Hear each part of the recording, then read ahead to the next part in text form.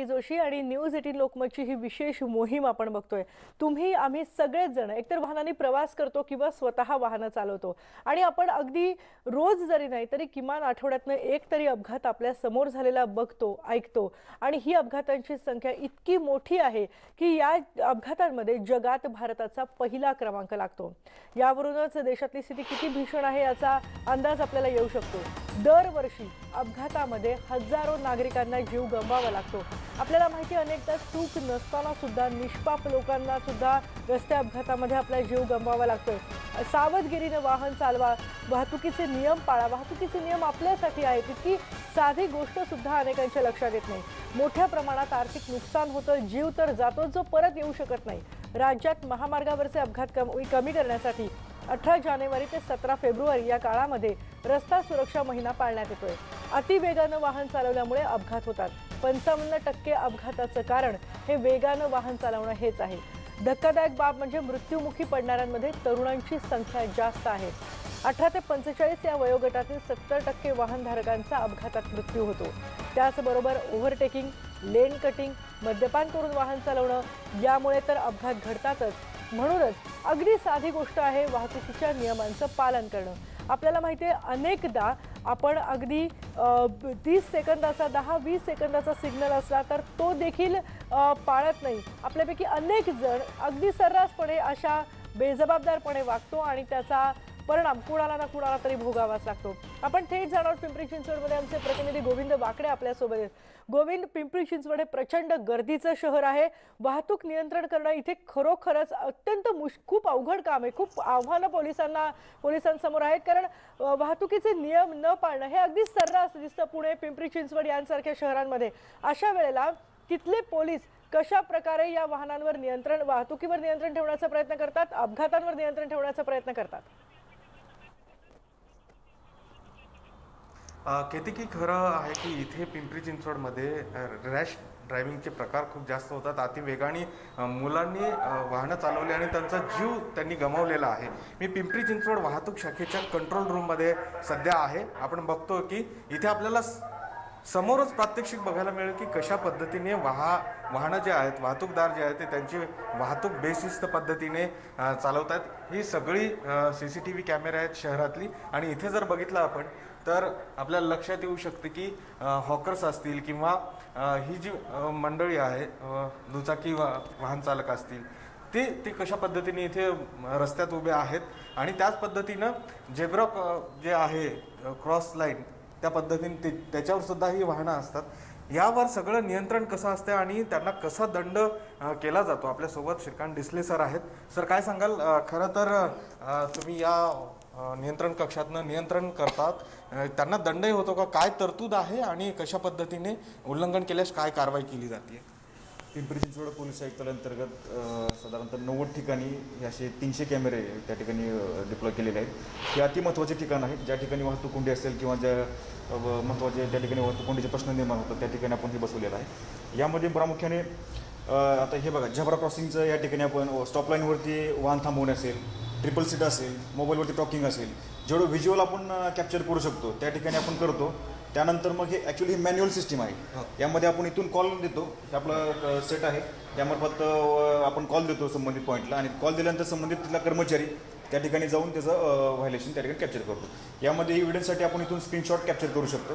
हे स्क्रीनशॉट आपल्याकडे एव्हिडन्ससाठी असतात। परंतु हे तुम्ही करता सर, परंतु नागरिकांना जर या संदर्भामध्ये तुमचे डोळे व्हायचे असेल, तुम्हाला ते कसं कळवू शकतात? त्यासाठी काही तरतूद आहे का?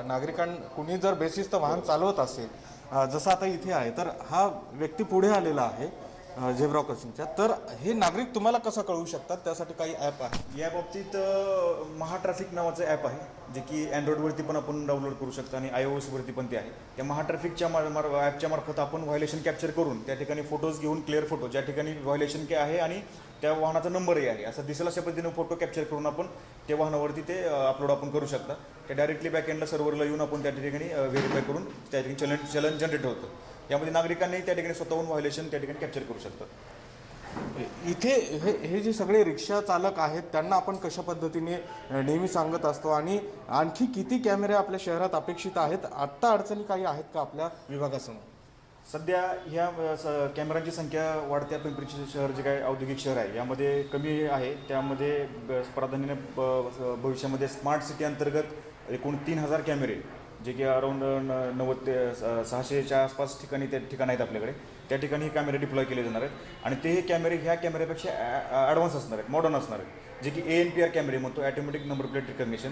त्यामध्ये साधारणतः 4,000च्या आसपास ॲनालिटिक्स आपण त्यामध्ये त्या कॅमेऱ्यातून हे करून ट्रॅक करून त्या ठिकाणी व्हायोलेशन्स कॅप्चर करतो. खरं तर वाहतूक विभाग आपला सक्षम आहे असं म्हणताय तुम्ही, परंतु तरीही जर बघितलं तर नागरिकाकडनं रोजच्या किती केसेस होतात, त्या कोणत्या स्वरूपात आहेत आणि दंड किती वसूल केला जातोय? कॅमेऱ्याच्या मार्फत आपण कारवाई करत असताना एक तर स्टॉप लाईनवरती थांबणे, सिग्नल जम्पिंग करणे, ट्रिपल सीट त्या ठिकाणी आहे, मोबाईल टॉकिंगचा एक विषय आहे, त्याबरोबर विदाऊट हेल्मेटच्या कारवाई असतात. ह्या सगळ्या कारवाई आपण कॅमेऱ्याच्या मार्फत करत असतो. साधारण काय त्यांची सरासरी आहे आणि मागच्या डिसेंबरमधली बघितलं तर किती दंड आकारण्यात आलेला आहे त्यांना? मुळात दंड ह्या ठिकाणाहून ऑटोमॅटिक कॅमेऱ्यातून वसूल केला जात नाही, परंतु ज्या कॉल मार्फत दंड वसूल केलेला आहे किंवा आपण तडजोड रक्कम त्याला म्हणतो, तर ते साधारणतः 8.5 लाखाच्या आसपास आहे. अजून 2 ते 3,000 केसेस त्या ठिकाणी ह्या मार्फत केल्या जातात आणि स्वतः या ठिकाणी मी मॉनिटर करत असतो, कारण हे महत्त्वाचे ठिकाण आहेत. ह्या ठिकाणची वाहतूक कोंडी ह्या ठिकाणची व्हायोलेशन्स बऱ्यापैकी कंट्रोल केलं तर बऱ्यापैकी त्या ठिकाणी अपघाताचं नियंत्रण आपण करू शकतो. अर्थात किती लक्षात येऊ शकते की रोजचे 100 ते 150 केसेस या कार्यालयामार्फत कॉल दिल्यानंतर होतात. रात्रंदिवस ही सगळी मंडळी जी वाहतूक पोलीस कर्मचारी असतात ते डोळ्यात तेल घालून इथे वाहतूक नियंत्रण करण्यासाठी प्रयत्न करत असतात. ही सगळी कर्मचारी यांची ती जबाबदारी आहे की या ठिकाणी जर कोणी उल्लंघन करत असेल तर त्याचा कॉल द्यायचा आहे आणि रात्रंदिवस ते यासाठी सतर्क असतात. नागरिकांना सांगितलं जातं, त्यांच्यासाठी वेगवेगळ्या जनजागृतीच्या अनेक योजना केलेल्या आहेत. मात्र नागरिकांकडनं जर प्रतिसाद मिळत नसेल तर त्यांच्यावर कारवाई करावी लागते. त्यांचे लायसन्स रद्द करण्याचे प्रस्तावही केलेले आहेत आणि लक्षात घेतलं तर आपल्याला कळेल की 8 लाख रुपये दर महिन्याला दंड केवळ आकारला जातो. जे वाहतूक उल्लंघन करतात त्या नागरिकांकडनं हे अतिशय धक्कादायक आहे की नागरिकांकडनं खूप वेळा उल्लंघन होते. काय या पुढच्या तरतुदी आहेत नागरिकांपर्यंत हे त्यांनी शिस्त पाळली जावी म्हणून काय आव्हान कराल? नागरिकांना या ठिकाणी मला असं आव्हान करायचं की असं म्हणतात की accident are avoidable, it's not a will of God किंवा ॲक्ट ऑफ गॉड. ही काही देवाज्ञा नाही किंवा देवाची ती हे नाही, ॲक्ट आहे असं म्हणता येत नाही आपल्याला. त्यामुळे हे प्रिव्हेंट करता येतं. त्यासाठी नागरिकांचा रोल त्या ठिकाणी अत्यंत महत्त्वाचा आहे. आपण एन्फोर्समेंट अँगलने आणि अवेअरनेस पॉईंट ऑफ व्ह्यूनं प्रयत्न करत आहोत, परंतु नागरिकांनी त्या ठिकाणी सेन्सिटाईज होणं गरजेचं आहे. मी तर म्हणेन की या ठिकाणी वर्तनात्मक बदल, बिहेवियरल चेंज म्हणतो आपण, तो नागरिकांमध्ये होणं अपेक्षित आहे. आणि प्रत्येक वेळेस कारवाई करणं आणि लोकांनी त्या ठिकाणी बऱ्याच वेळा कर्मचाऱ्यांशी हुजतही घालतात की आमच्यावर दंड का केला, मीच एकटा दिसतो का, बाकीचे तुम्हाला दिसत नाहीत, असे बऱ्याच हे करतात. परंतु आपल्याकडे उपलब्ध जेवढं मनुष्यबळ आहे तेवढं जास्तीत जास्त त्या ठिकाणी त्याचा चांगल्या पद्धतीने वापर करून आपण त्या ठिकाणी कारवाई करत आहोत. नागरिकांनी स्वतःहून शिस्त पाळा, कारण ही शिस्त किंवा हे जे काही वाहतूक नियमांचं पालन हे स्वतःसाठी आणि स्वतःच्या कुटुंबासाठी त्या ठिकाणी अत्यंत आवश्यक आहे, त्या सुरक्षेसाठी आवश्यक आहे. तर आपली सुरक्षा ही स्वतःच्या आपल्या हातात आहे असं त्या ठिकाणी करतो. अर्थातच अपघात हे टाळले जाऊ शकतात, हे अत्यंत महत्त्वाचा मुद्दा सरांनी सांगितलं आहे आपल्याला की थोडा संयम महत्त्वाचा आहे. मात्र तो संयम नागरिक ठेवत नाहीत आणि त्यांना जीव गमवावा लागतो. अर्थात कायदे कठोर आहेत, त्याची अंमलबजावणी होते, परंतु आता बघितलं तर लक्षात येऊ शकते की नागरिकांनी संयम पाळून या सगळ्याची अंमलबजावणी किंवा एकंदर नियम पाळणं गरजेचं आहे. किती आणि नियम पाळण्यापेक्षा ते तोडण्याकडेच जास्त भर दिसतो गोविंद आपल्यापैकी अनेकांचा. धन्यवाद तिथून हे सगळं प्रत्यक्ष आमच्यापर्यंत पोहोचवल्याबद्दल. आणि आपण बघतोय की